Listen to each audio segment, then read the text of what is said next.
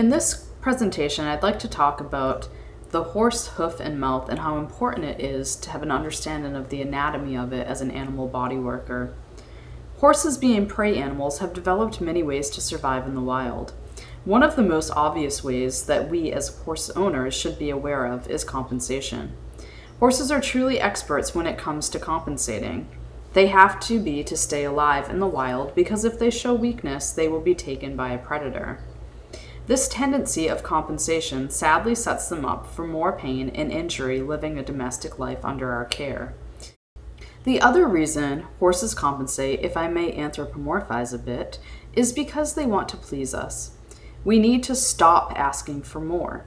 More shows, more ribbons, higher scores, just a bit more work, more time on the lunge, more. Stop. Let the horse show you his pain and pay attention.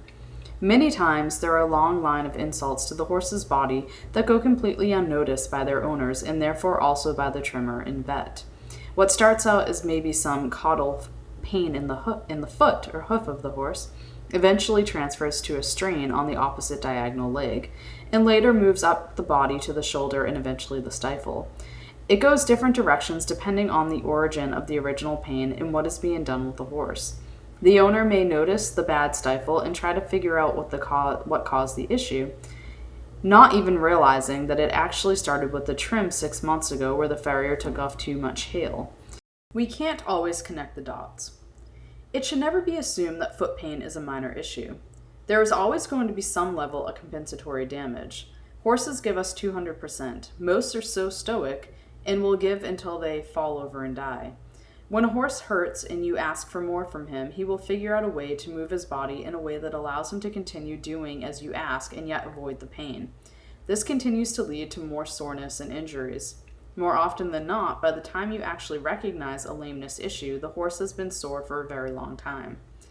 This cycle of compensation is true not only with foot pain, but also mouth pain. Hooks, poor alignment, poor chewing, surface contact, TMJ pain, abscesses, gum disease, wolf teeth, all can cause the horse to have pain and will affect his movement.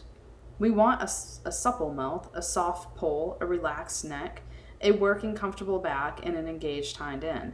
If the horse hurts in the mouth, none of this is possible. Tension sets in and the cycle begins. As an equine body worker, it is vitally important for you to have an understanding of the internal foot and mouth so that you can address these things first. If you're able to explain to the owner that the toes are way too long, for example, and are causing stress to the lamina, and what this can lead to, that the owner will be able to communicate to the farrier why the toes need to be backed up. If you are called out to see a horse that has been suffering with lumbar pain and you ignore the fact that the horse has been balanced poorly and the bony column is obviously off, you try to fix the back issues without even acknowledging the origin of the pain. You are putting a band-aid on the issue without addressing the root cause. Start with the foundation of nutrition and the health of the foot and mouth, and you will be much better set up as a well-rounded equine professional that has an excellent understanding of the horse as a complex sentient being who depends on us for everything. I don't think anyone wants to add to the problem that sadly exists out there today of horses greatly suffering, being sold when they can no longer meet the owner's expectations, and ending up moving from one home to another with no relief from the original pain. This is the sad reality. Let's step up and try to really help these horses. They give us so much.